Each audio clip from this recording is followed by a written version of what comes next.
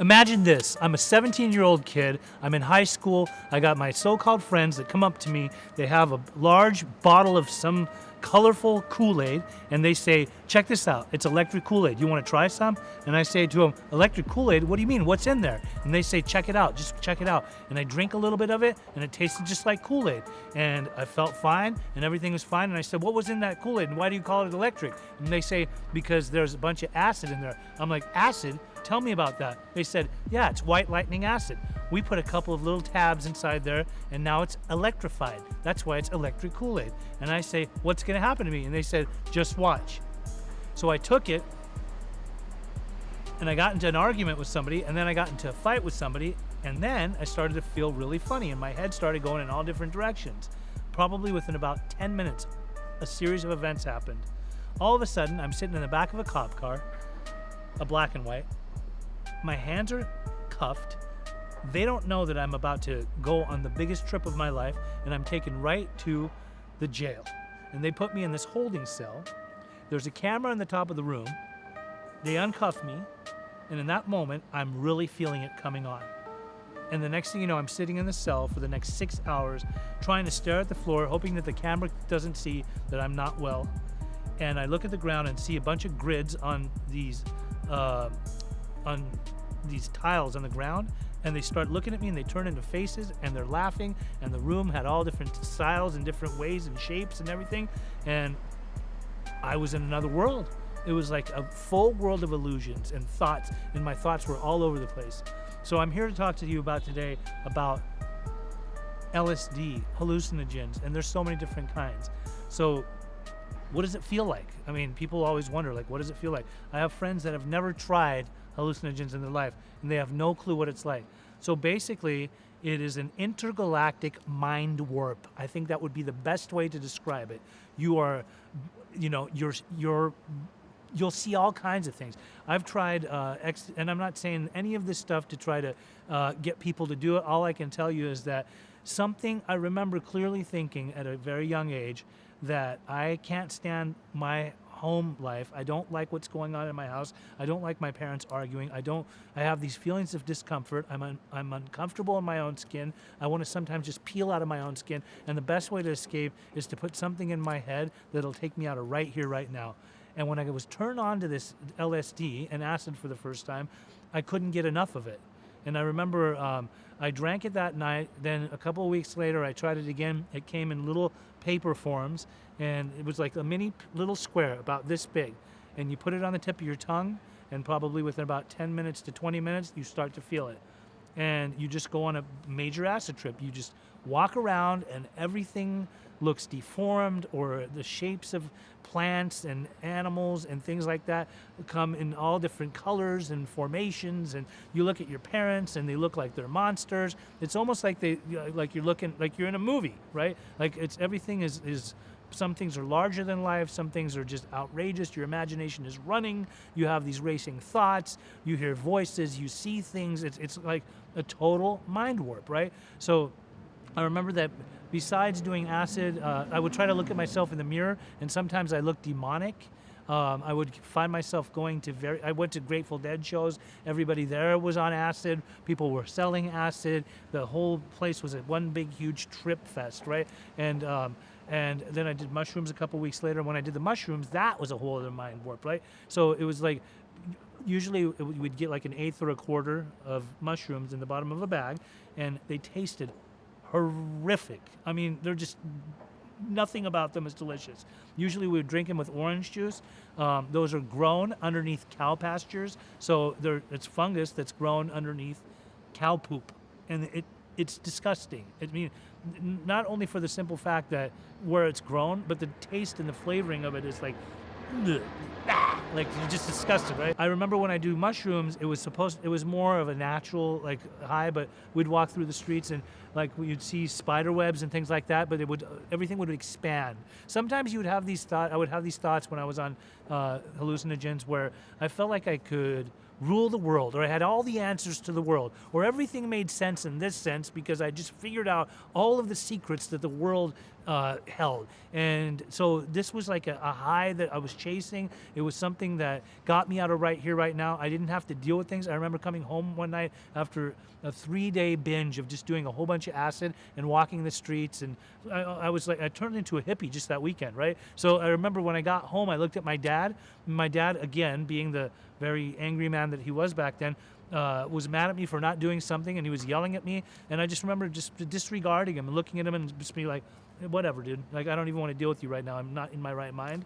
And I remember going in my room, laying down, and then the come down of it was the worst, because when you start coming down, all those racing thoughts are kind of like coming to a halt. And I remember I would hear my mom's voice in the back of my head saying things like, son, must you do this to yourself? And that was like, that's the worst. That's like where your acid trip can become a bad acid trip. And that's another thing I want to talk about. Like, there's a lot of people that have acid trips and they think that it's just this spectacular spectacle within your mind and you're all over the world and you're just doing and seeing all kinds of things. But then something could take a drastic turn and you could totally have a bad acid trip and think, oh my God, it's the end of the world. I'm dying. And there's people that do very dangerous things. Like I've heard about people jumping off of a roof into an empty swimming pool because they were on an acid trip and they weren't in their right mind, and they thought there was actually water in the pool because they saw the water. They were absolutely convinced of it. So there was, a bunch of times that I did acid, a bunch of times that I did mushrooms, but then there's other kinds of hallucinogens too out there. There's things like morning glory, which is basically a plant that when you do, the way that some people drink it in a tea, and then when you take that, you hallucinate. You can have a whole different type of trip. You can be with your friend all night long, and you forgot that you were with your friend, and you guys could be on the best trip together. And when you come out of the high, you look at each other and you say, "Where have you been?" And they tell you, "I was here the whole time." And what seems like sometimes was hours and hours could have just been like 30 minutes. So that's morning glory. Then there's mescaline, which is a whole other trip within itself. That's another hallucinogen. Mescaline is, it's a lot of patterns and things like that. Then there's also, the world is abstract on mescaline. I remember when I did that. Then we tried ketamine, which is, ketamine is a cat tranquilizer. And the way that we would get it back in the day is we would go down into Mexico and buy it in pharmacies, and it came in little capsules, and you could take that, and it was a liquefied chemical that we would take, and my friend knew how to cook it. My friend, he wasn't a real friend. Anyway, a person that I knew, we would take that and cook it inside of an oven and put it on this like a sheet, like a metal sheet, and then it would like harden, and then we would break it up and make a powder substance of it, and then we would snort it. And when you snort it, and you snort ketamine, like they call it, they say that when you go into a K-hole, it's a whole other dimension. It's like a whole other feeling of life. And I remember like being in a room with a lot of people, and the room became lopsided. And I was on ketamine, and I was over in the corner, and I told everyone, I'm on Special K. That was like the side name for ketamine. We call it Special K.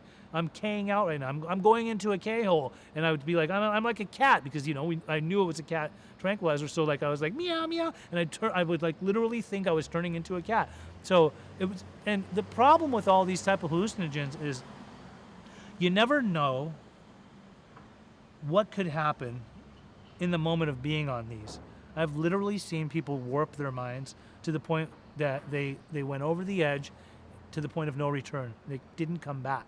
They basically mushed their brains. They warped their brains. They got to a point where there just was no turning back, because everybody has a different type of chemical compound and makeup in their head. So there's some people that basically just warped their mind. They shot out their brains. And so you never really know when that can happen. It's very dangerous. There's a lot of deadly things that could happen. I remember being at a rave one time, and a guy had snorted a bunch of K, and he went into full convulsions on the ground. And we tried, luckily there happened to be a raver there that was an EMT too, and he had a stretcher inside of his car, and he came and he put the guy on it, and like he conducted CPR. But this guy was going into full-on convulsions just from doing a bunch of K. He did like this huge line and he went into a K-hole, and then he went into it was bad. It was all kinds of bad. So the problem is that kids, even these days, are somehow getting their hands on the chemicals to make acid, LSD, to eat mushrooms. It's still out there. I mean, it's cows still have poop coming out of their butt, and there's people that are still picking these mushrooms from the pastures. So people, they dry them out, they eat them, and they're chasing that high, and they want to go into the other dimension so that they can get out of right here, right now. Now, luckily, they're not addictive to the point where you must have them, you must eat them all the time. I think some people, they try them, they experiment with them, and then over a period of time, they just, they're over it. They don't want to keep doing it. But then there's some people that, for whatever reason, they may have deep-rooted psychological issues, so that great escape through the use of hallucinogens is like the only way of life. And they, I've seen, it's few and far between. I've seen rare cases of people that have solely gone to treatment because they need to get treated for being, on hallucinogens for a long period of time, and before they completely lose their minds, they need to get the help and be, address the problem.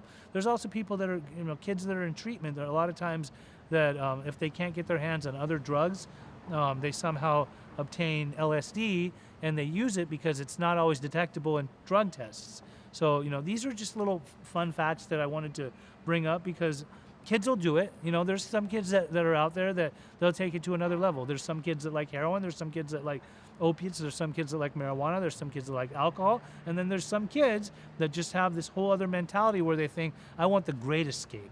Like, I want to go to another world. I want to get out of this world and go and try out other stuff and use my imagination in ways that nobody ever has. So with that said, we talked about hallucinogens today. What does it feel like to do hallucinogens? I wouldn't ever wish anyone to try them because it's not always what it's made up to be. Thanks for letting me share today. Hopefully this video was relatable to you. If you like what you heard today, please subscribe. This was presented by Beginnings Treatment Centers. We would always like to provide you with more information on different types of addictions and different types of drugs and the feel of what it feels like to be on them.